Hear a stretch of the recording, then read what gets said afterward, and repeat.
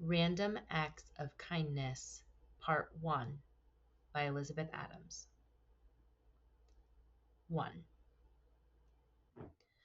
Darcy sat in the waiting room, elbows on knees, his head between his hands.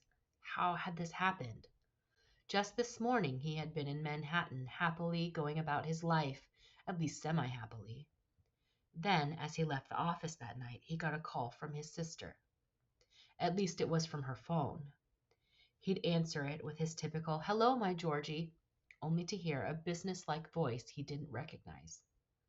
"Are you related to Georgiana Darcy?" "Yes, I'm her brother." "I don't mean to alarm you, sir, but your sister has been in an accident.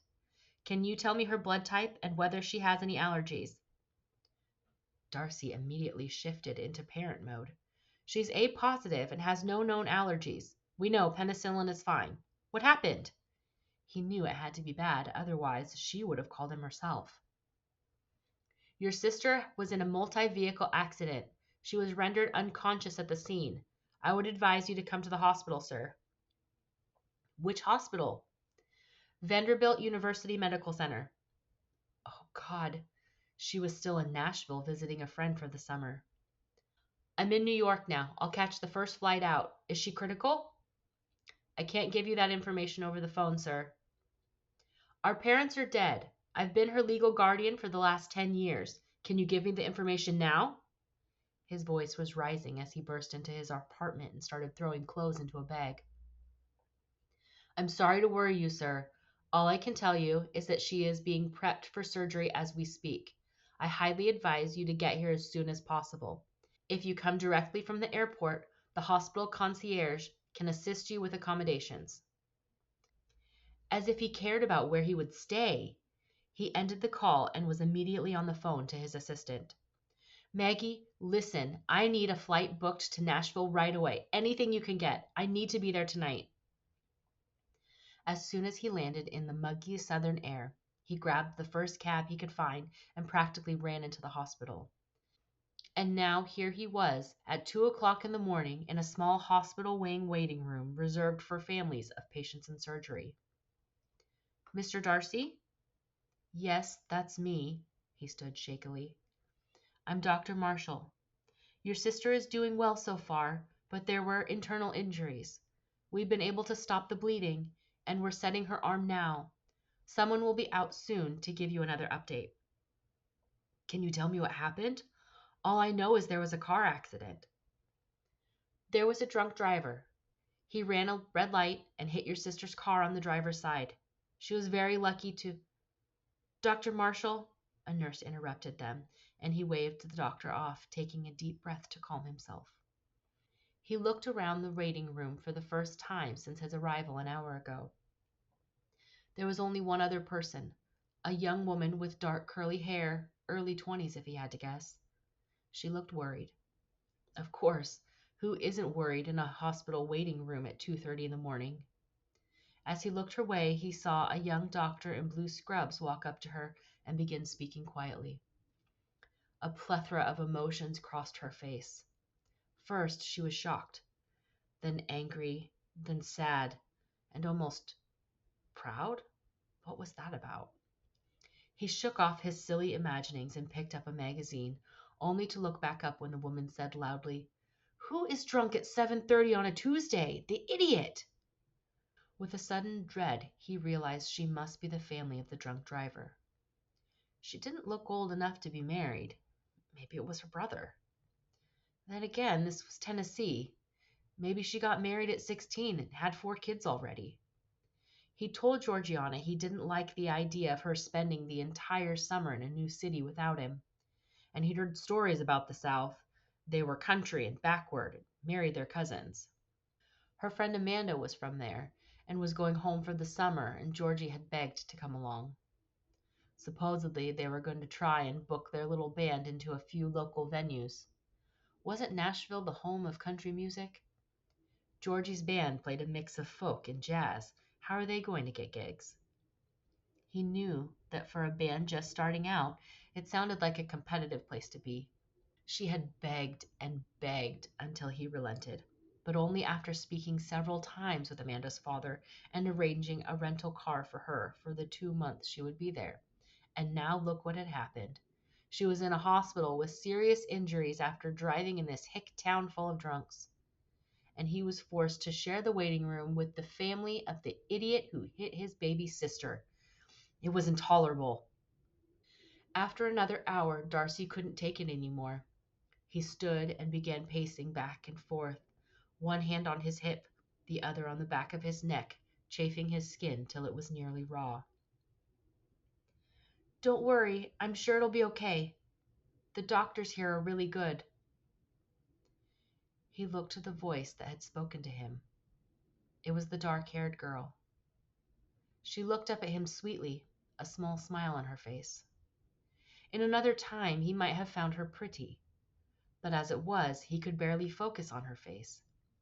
He forced himself to remain calm instead of screaming at her that she should have kept her hillbilly husband away from the bottle, or at least from getting behind the wheel. He turned his back and stalked back to his chair, muttering about familiar responsibility under his breath. "Excuse me, did you just say I shouldn't have let him out of the house?" "Let who out?" Damn, she had good hearing. He was about to apologize for his manners when he caught the irritation in her voice. What right did she have to be irritated? His sister was the innocent one here, not her too drunk to stop at a red light husband. "Your husband, or boyfriend, or whatever it was that nailed my sister's car. What kind of person is drunk at 7:30 on a Tuesday?" He knew that he was repeating her own words to her, and that he was bordering on shouting, but he didn't care. All the worry of the last few hours and the lack of sleep were catching up to him. Couldn't you have taken away his keys? Or called a cab, for Christ's sake? She looked at him with wide eyes, her mouth open in astonishment.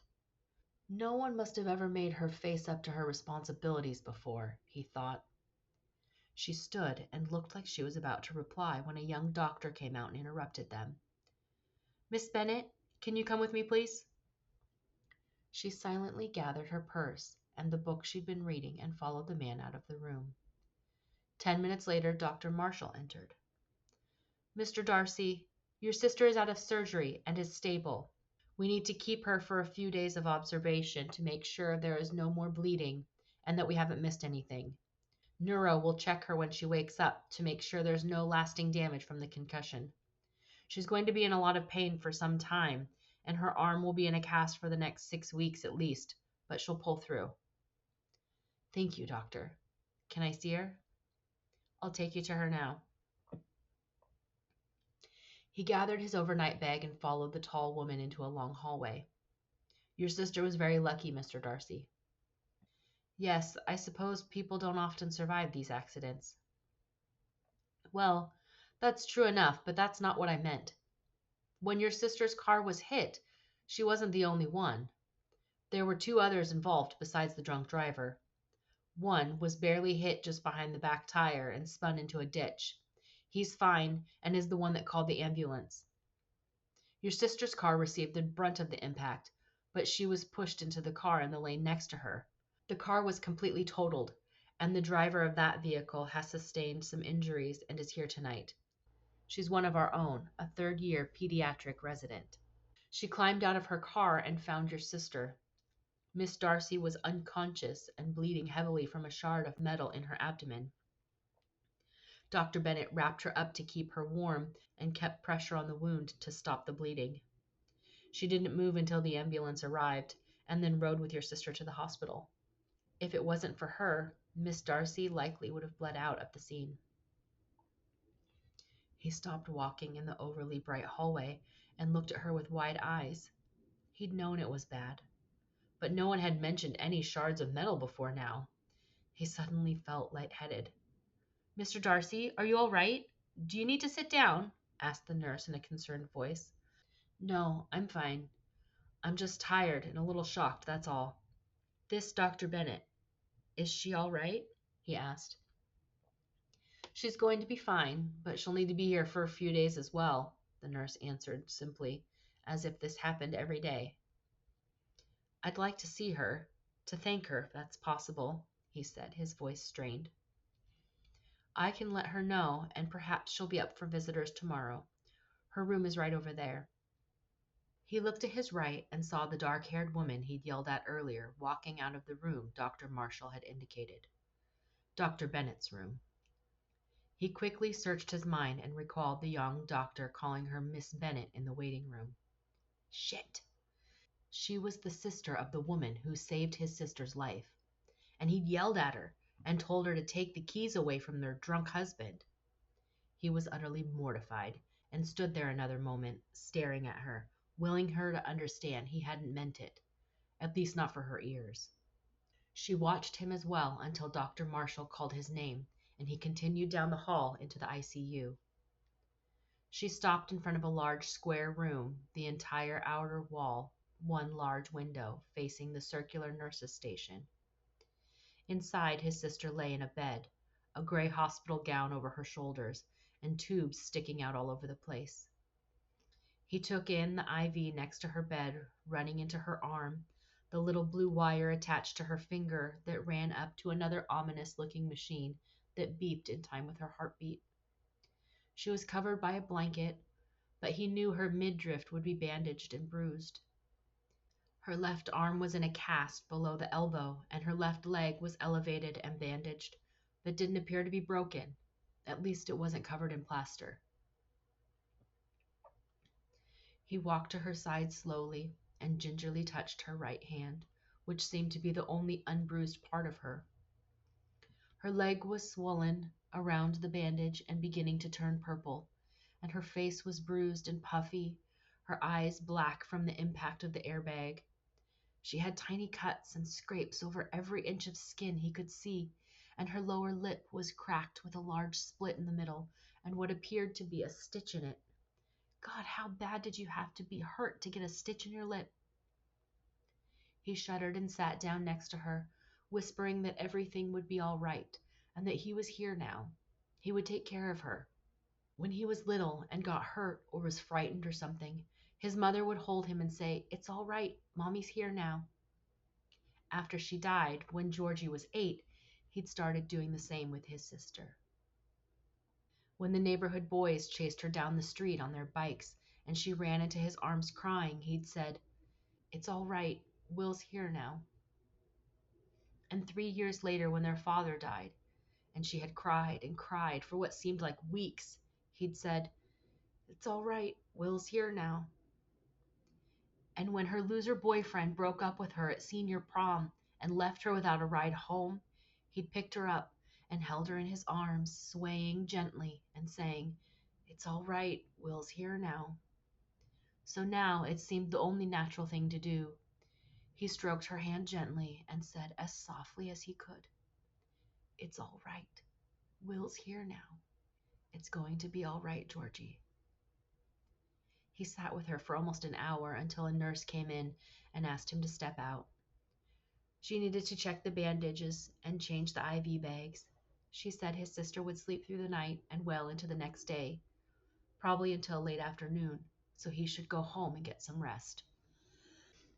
He went in search of a cup of coffee and sat in yet another waiting room or waiting cafe of some sort. There was a cart in the corner that sold some sort of muffins, but was closed up for the night, and a wall was lined with vending machines. He'd need help getting back. He'd been in such a daze he hadn't paid attention to where he was going in this maze called a hospital. He felt his eyelids drooping as he stared into the dark brown liquid. He needed sleep, he knew that, but he didn't want to leave Georgie. There was movement near his leg, and he looked up. There was the dark-haired girl again, holding his black leather overnight bag. She looked at him steadily, a little sadness in her eyes. "Come on, you're coming with me." She grabbed his hand and pulled him to his feet. "Where are you taking me?" He followed behind her, still not fully cognizant of what was happening. "I'm taking you to get some sleep, and probably something to eat. The cafeteria's been closed for hours, and you haven't left. You must be starving."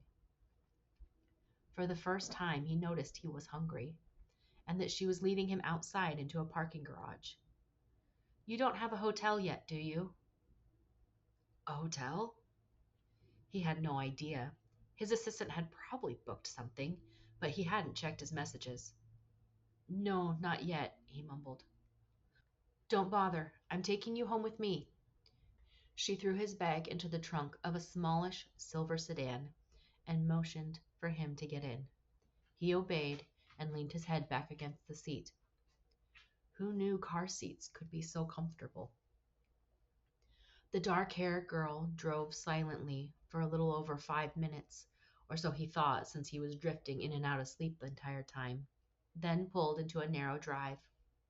She quickly got out and retrieved his bag, then opened his door and held out her hand. He took it without thinking and let her lead him into a small wooden cottage surrounded by flowers and a tiny white picket fence. The sun was beginning to rise, and he could make out the shape of a small gnome in the garden to his left. Where was he? He walked into what appeared to be a mudroom of sorts, where she told him to leave his shoes, and she slipped hers off. She grabbed his hand again and led him through a dark kitchen, behind a large sofa in some sort of sitting room, and up a narrow staircase. He could see a little better here from the skylight in the ceiling, and saw several doors leading off a small landing. At the top, she pointed straight ahead and said, "Bathroom," then opened a door to her right and led him in, flicking on a small lamp next to a cozy armchair. She set his bag down on the pine floor and went to work turning down the bed. As she turned to go, she touched his arm and said, "Get some rest, Mr. Darcy." And she was gone before he could ask her name.